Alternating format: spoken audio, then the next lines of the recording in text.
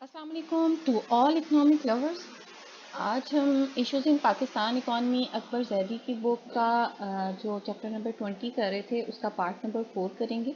Chapter number 20 जो है वो बेस करता है सोशल सेक्टर पे, जिसमें हमने millennium development goals, gender equality, environmental situation, NGOs, institution और गवर्नेंस को पढ़ना है। ठीक है, हमने पिछले 3 टॉपिक्स जो हैं उसमें मिलेनियम डेवलपमेंट गोल्स, जेंडर और इन्वायरमेंट को कवर कर लिया था। आज के टॉपिक के अंदर हम बेसिकली इंस्टीट्यूशंस और गवर्नेंस पे बात करेंगे।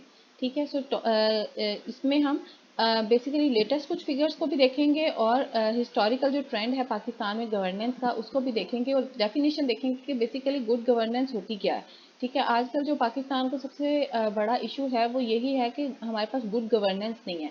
तो हम देखेंगे कि गुड गवर्नेंस की कैरेक्टरिस्टिक्स क्या होती हैं, जो एक यूनिवर्सल स्टैंडर्ड है। ठीक है, गुड गवर्नेंस का उसके अकॉर्डिंगली क्या स्टैंडर्ड होना चाहिए, जो अच्छी गवर्नमेंट है उसका क्या स्टैंडर्ड होना चाहिए।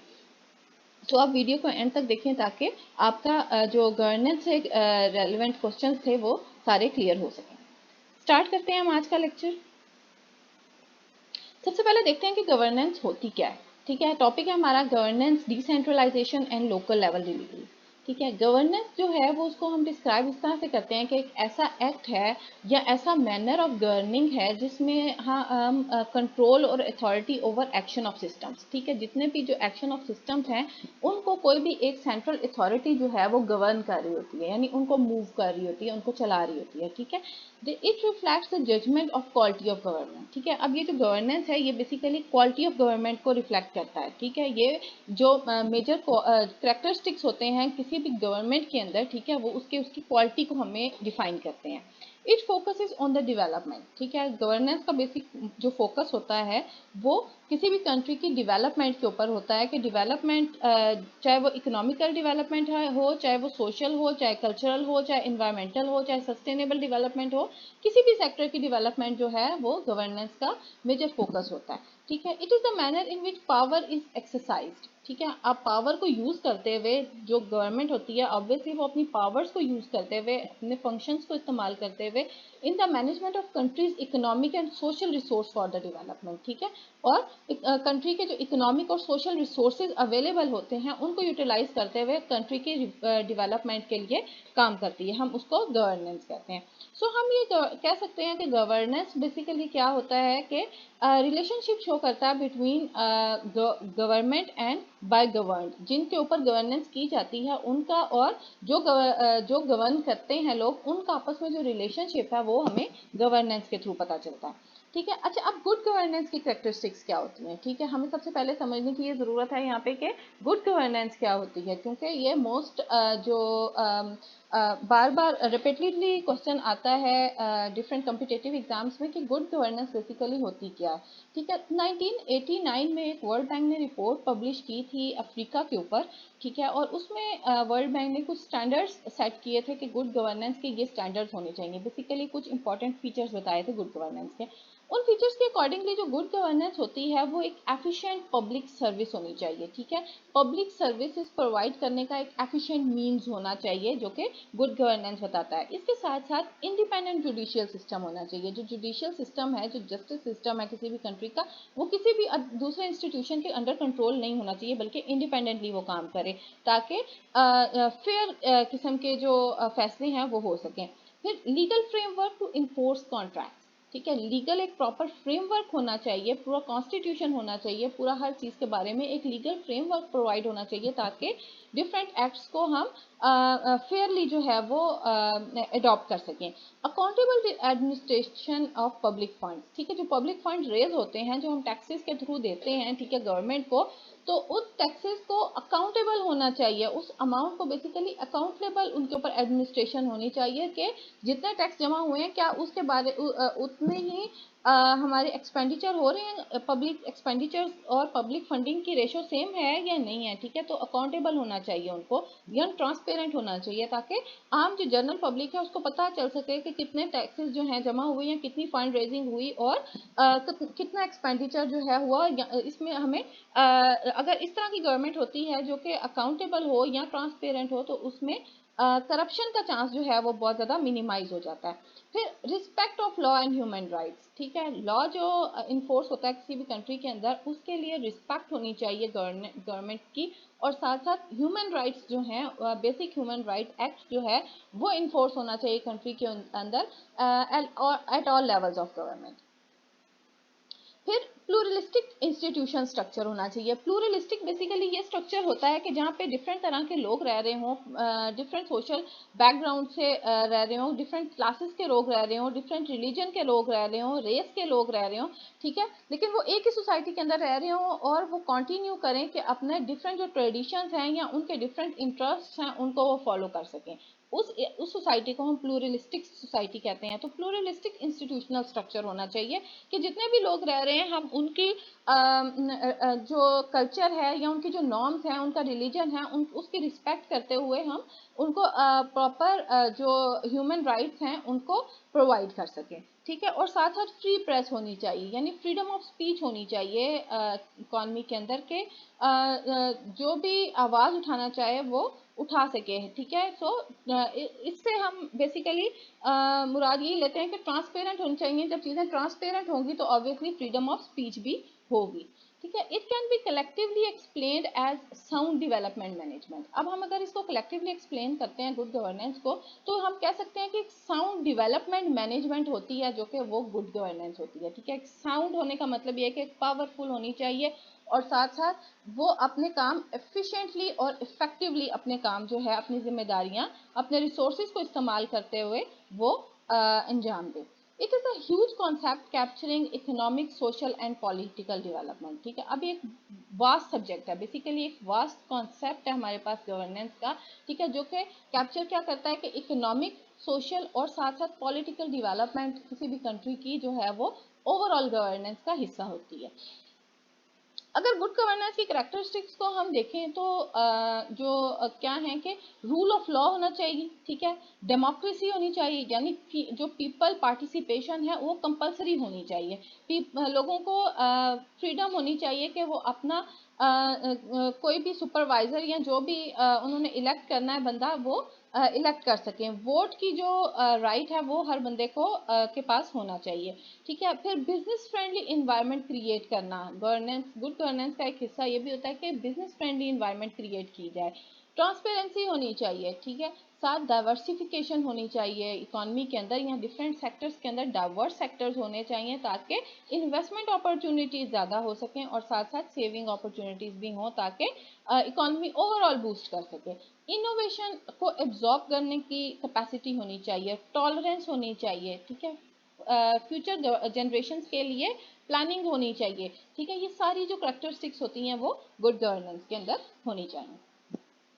अब हम देखते हैं एक कॉन्सेप्ट है जो कि ओवरलैप करता है गवर्नेंस और गवर्नमेंट, ठीक है। गवर्नेंस और government basically two different concepts हैं, ठीक है। गवर्नेंस जो है वो रेफर करता है कि it refers to the relationship of civil society and state, ठीक है। जो स्टेट है हमारी और जो सिविल सोसाइटी है उन दोनों का रिलेशनशिप शो करता है गवर्नेंस जो होती है हमारी, ठीक है। गवर्नेंस ये भी शो करता है कि रूलर और जो रूल्ड हैं उनके बीच में क्या रिलेशनशिप है, ठीक है। स्टेट और सोसाइटी के बीच में रिलेशनशिप बताता है, और गवर्नमेंट और गवर्नड, ठीक है, ये सारी चीज़ें जो हैं वो हमें गवर्नेंस से मिलती हैं। सो गवर्नमेंट जो है वो एक अलग कॉन्सेप्ट है और गवर्नेंस पूरी और जो है वो एक ओवरऑल रिलेशनशिप बताता है, एक ऐसा फिनोमिना है जो कि ओवरऑल रिलेशनशिप बताता है जो कि लोग हमें गवर्न कर रहे हैं उनका और जिनको गवर्न किया जा रहा है उनके बीच में जो रिलेशनशिप है वो हमें ओवरऑल गवर्नेंस बताता है। अब क्राइसिस ऑफ गवर्नमेंट है, ठीक है। क्राइसिस ऑफ गवर्नमेंट क्या है? The crisis of government refers to an excessive degree of centralisation, ठीक है। बेसिकली हमारा जो पाकिस्तान में इशू है या डिफरेंट डेवलपिंग जो वर्ल्ड है उसके अंदर जो इशू है हमारा क्राइसिस ऑफ गवर्नमेंट का, गवर्नेंस का, वो ये है कि सेंट्रलाइज्ड इकोनॉमीज हैं। पावर जो है वो सेंट्रल गवर्नमेंट जो है उसके पास है ज़्यादा पावर्स, ठीक है, और वो पूरे कंट्री को गवर्न कर रही है, डिसेंट्रलाइज्ड नहीं है, ठीक है। ओवरबर्डनिंग है, ठीक है। अब जब सेंट्रल एक गवर्नमेंट होगी उसी के पास सारी पूरी नेशन का जो रूल करने की, उनको लॉज को भी देखना है, हर इंस्टीट्यूशंस को भी उन्होंने देखना है, तो ऑब्वियसली वो ओवरबर्डन है, ठीक है, वो अपनी ड्यूटीज को बेसिकली स्प्रेड आउट नहीं कर पा रहे। फिर रिजिडिटी ऑफ गवर्नमेंट मशीनरी है, ठीक है, गवर्नमेंट मशीनरी जो है हमारी वो बेसिकली रिजिड है। एब्सेंस ऑफ लोकल पार्टिसिपेशन है, ठीक है, लोकल लेवल पे जो पार्टिसिपेशन है लोगों की वो बिल्कुल मिनिमल लेवल पे है। फिर डिटोरिएशन इन द प्रोफेशनलिज्म, ठीक है, प्रोफेशनलिज्म हमारे यहाँ बहुत ज़्यादा कम है। ठीक, competency and integrity of public functionaries, ठीक है, कॉम्पिटेंस नहीं है या इंटेग्रिटी नहीं है पब्लिक फंक्शनरीज में। Weakening of judicial institutions independent नहीं है, डिपेंडेंट हैं, और साथ साथ वो उनकी वीकनिंग है, एफिशिएंट वे में जो है वो फंक्शनिंग नहीं है जुडिशियल इंस्टीट्यूशंस की। Governance reflect all facets of civil society and government and the relationship between the two, ठीक है। अब गवर्नेंस जो है बेसिकली वो रिफ्लेक्ट क्या कर रहा है कि सिविल सोसाइटी के सारे जितने फैसेट्स हैं और साथ साथ गवर्नमेंट के, और उन दोनों का रिलेशनशिप आपस में क्या है, ये हमें गवर्नेंस से पता चलता है। Economic development needs to be examined with its social and cultural consequences. अब इकोनॉमिक जो डेवलपमेंट है इसको हम एग्जामिन किस तरह से करते हैं, सोशल और कल्चरल कॉन्सिक्वेंसेज के थ्रू। अगर हमारी सोशल नॉर्म्स, सोशल वैल्यूज जो हैं वो डिटोरिएट हो रही हो या निगलेक्ट हो रही हो, इग्नोरेंस का शिकार हो, तो हम ऑब्वियसली ये डेवलप नहीं कर सकते, ठीक है। इकोनॉमी को डेवलप करने के लिए उसके सोशल सेक्टर को या उसके कल्चरल जो सेक्टर है उनको भी डेवलप करना बहुत ज़्यादा सिग्निफिकेंट होता है। तो फर्दरमोर अगर हम देखें तो कम्युनिटी पार्टिसिपेशन है इसमें, रोल ऑफ वुमेन अगर देखें, ठीक है, ये अदर चीज़ों में इंक्लूड हो जाता है। बेसिकली ये है सारी सोशल लेवल की ही नॉर्म्स हैं, ठीक है, उनको भी हम गवर्नेंस के अंदर ऐड करते हैं। सो एक कम्युनिटी पार्टिसिपेशन होगी, रोल ऑफ वुमेन हो गया, ठीक है, जेंडर बेस्ड इक्वालिटी होगी, सस्टेनेबल डेवलपमेंट है, ठीक है, इकोनॉमिक इफेक्ट्स है ऑन इन्वायरमेंट है, ठीक है, जो ये ग्रीन हाउस इफेक्ट्स और ये सारी चीज़ें हैं, ठीक है, पोल्यूटेंट्स हम कम प्रोड्यूस करें, ग्रीन बैंकिंग की तरफ जाएं या ग्रीन चीज़ें इस्तेमाल करें, ब्लू इकोनॉमी की तरफ जाएं, ठीक है, और उसके साथ साथ ओवरऑल जो है पॉपुलेशन की जो बेटरमेंट है, ये सारी गवर्नेंस के अंदर आती है। Government and development in Pakistan. अब पाकिस्तान के अंदर गवर्नेंस का क्या सिस्टम है और पाकिस्तान के अंदर गवर्नमेंट की क्या क्या डेवलपमेंट्स हैं उनको देखते हैं, ठीक है। रिसर्चर्स जो हैं वो क्लेम करते हैं कि governance is poor in Pakistan, ठीक है, पाकिस्तान में जो गवर्नेंस का सिस्टम है वो बहुत ज़्यादा पुअर है। हमने जितनी भी कैरेक्टरिस्टिक्स देखी हम अंदाज़ा लगा सकते हैं, अगर हम उन्हीं को देख लें तो उनका जो वैल्यू हमारे पास आएगी या उनका जो डाटा आएगा वो हमें पुअर एक स्ट्रेंथ शो करता है पाकिस्तान की गवर्नेंस की। Public participation and democracy are the central parts of good governance, ठीक है। पब्लिक पार्टिसिपेशन मेनली दो जो पिलर्स मेन हैं गुड गवर्नेंस के, वो क्या है कि पब्लिक पार्टिसिपेशन होनी चाहिए। अगर पब्लिक पार्टिसिपेशन होगी तो ह्यूमन राइट्स मिलेंगे ना, अगर पब्लिक पार्टिसिपेशन होगी तो वुमेन को प्रॉपर रोल मिलेगा, अगर पब्लिक पार्टिसिपेशन होगी तो हमारे कल्चरल्स को स्ट्रेंथन किया जाएगा या हमारे सोशल नॉर्म्स जो हैं उनकी रिस्पेक्ट की जाएगी। सो कल्चरल जो नॉर्म्स हैं, ठीक है, वो यहाँ पब्लिक पार्टिसिपेशन बहुत ज़्यादा ज़रूरी है, और साथ साथ डेमोक्रेसी, ठीक है, डेमोक्रेसी यानी पार्टिसिपेशन, हर एक इंसान के पास इक्वल राइट है कि वो पार्टिसिपेट कर सके पॉलिटिकल एक्टिविटीज़ में भी और सोशल एक्टिविटीज़ में भी, are the central parts of the governance. तो ये गुड गवर्नेंस के सेंट्रल पार्ट होते हैं। हाँ, पाकिस्तान की अगर हिस्ट्री में देखें तो ये बुक जितनी हम कर रहे हैं इश्यूज इन पाकिस्तान इकॉनमी, ये 65 ईयर्स का डाटा कवर करती है। उसमें से 65 में से अगर हम देखें तो 31 ईयर्स जो हैं वो हम पाकिस्तान के ऊपर मिलिट्री गवर्नमेंट ने रूल किया है, ठीक है। 3 डिफरेंट मिलिट्री गवर्नमेंट्स जो हैं उन्होंने रूल किया डिफरेंट टाइम पीरियड्स के अंदर। From 1947 to 85 only one free and fair election was held, ठीक है। 1947 से लेके 1985 तक का जो टाइम पीरियड था उसमें सिर्फ हमारा एक इलेक्शन ऐसा हुआ था जो कि फ्री और फेयर इलेक्शन जिसे हम कह सकते हैं, ठीक है। और जुल्फ़िकार अली भुट्टो उस टाइम पे इलेक्ट हुए थे और उनको हम कह सकते हैं कि उनका जो मॉडल पेश किया उस टाइम पे उसको एक गुड गवर्नेंस मॉडल के तौर पे लिया जाता था। 1985 में military dictators hold the form of general elections, ठीक है, and where individuals are given the right to participate. 85 के अंदर मिलिट्री डिक्टेटर्स जो हैं उन्होंने जनरल इलेक्शंस कंडक्ट करवाए और उसमें इंडिविजुअल्स जो थे उनको पार्टिसिपेशन का राइट दिया गया।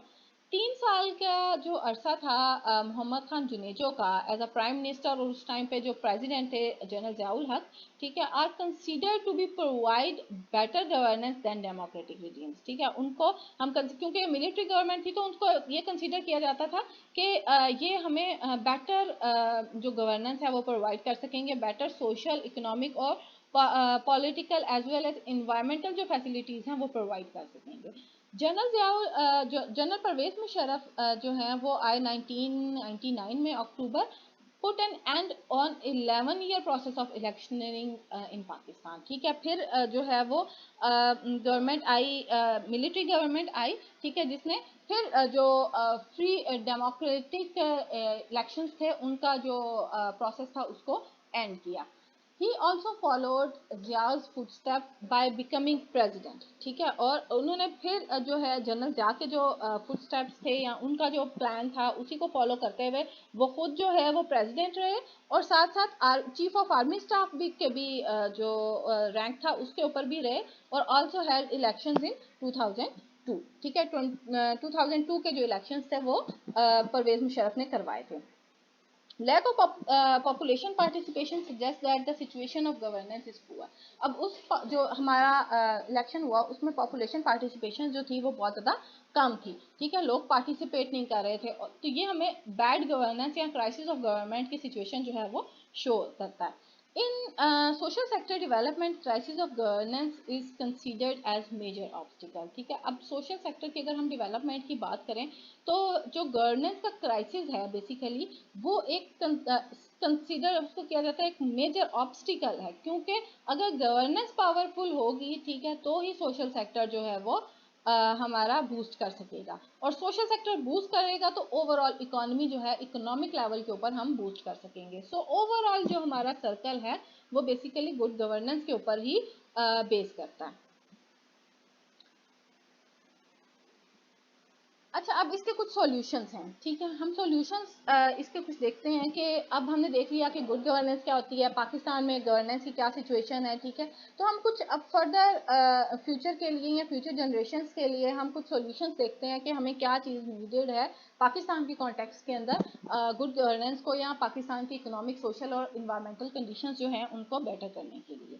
ठीक है, participation of civil society is needed. ठीक है, बेसिकली हमें जो सिविल पार्टिसिपेशन है इकोनॉमिक अफेयर्स के अंदर या फिर पॉलिटिकल अफेयर्स के अंदर उन उसकी सिविल सोसाइटी को इन्वॉल्व करने की बहुत ज़्यादा ज़रूरत है। ठीक है, फ्रीडम ऑफ स्पीच नहीं है पाकिस्तान के अंदर, बेसिक जो हमारा लैकनेस है वो फ्रीडम ऑफ स्पीच के ऊपर है। ठीक है, सेकेंड है कि इंस्टीट्यूशनल रिफॉर्म्स जो है हमें चाहिए। ठीक है, basic affairs of state such as public security, judicial resources, enforcement of contracts are being fulfilled. ठीक है, इंस्टीट्यूशनल रिफॉर्म्स लाने की अर्जेंट नीड है हमें इंस्टीट्यूशनल रिफॉर्म्स की। ठीक है, ताकि बेसिक अफेयर्स ऑफ स्टेट्स जो है यानी कि पब्लिक सिक्योरिटी, जुडिशियल रिसोर्स या इन्फोर्समेंट ऑफ कॉन्ट्रैक्ट्स वगैरह जो हैं वो उनको फुलफिल किया जा सके। फिर better resources, better services of social delivery requires decentralisation. ठीक है, एक बहुत मेजर कॉन्सेप्ट है डिसेंट्रलाइजेशन जो कि हमने पिछले टॉपिक्स में पढ़ा था कि डिसेंट्रलाइजेशन किसी भी इकॉनमी के लिए बहुत ज़्यादा ज़रूरी होती है। ठीक है, अगर